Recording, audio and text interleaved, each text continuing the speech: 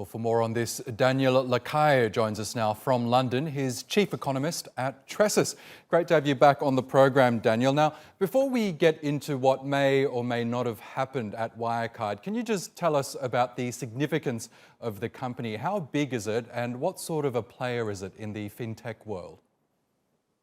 Very important. It's the largest in Germany, certainly, and the biggest contender in terms of wire transfers and applications in the fintech technology. It's certainly one of the most important European, if not the most important European player in the fintech world.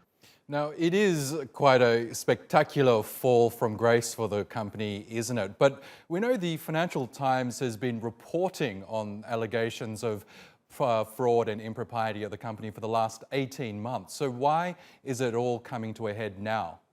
It's very interesting because it was the regulator in Germany that actually filed a complaint against the investigations made by the Financial Times and the comments made in different reports by a number of hedge funds that were talking about the use of some accounting gimmicks that were known before, for example, in cases like WorldCom.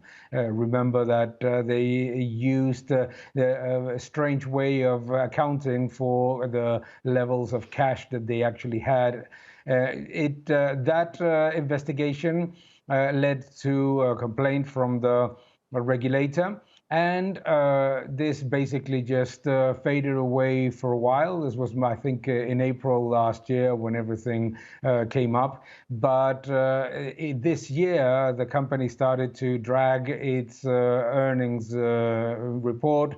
Also, the audit was being delayed, and there were a number of reasons that were given for it. And the company seemed to be very adamant that everything was fine.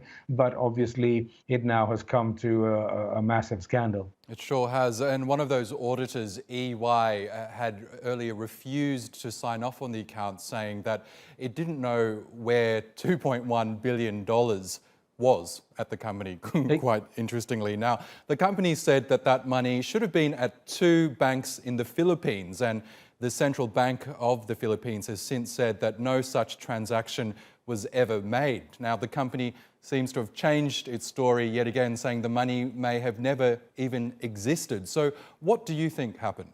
I think that what was happening was that the company was accounting as cash transactions things that actually did not become real cash flow. And it was putting those figures in something that seemed to be escrow accounts that did not exist. It seems that they don't exist. We don't have all the information now. But and the reason why the company was saying that the money was in the Philippines or places that were very difficult to address is because by that, maybe what they were trying to do, and this we don't know yet, is to get the auditors to sign on the accounts because they were unable to trace those accounts. For an auditor, it is relatively simple to get the statements of banks in the Eurozone or in the United States, etc. But sometimes they don't dig up on figures that come up from banks in more different countries, not in Asia or something like that. That has changed significantly since the financial crisis in 2008 and since the dot-com bubble and the cases of Enron and WorldCom. So now, for example, most auditors actually dig up every single account, no matter where the country is. Now, given that these allegations have been around for at least a year and a half, do you think then this was a failure of German regulators?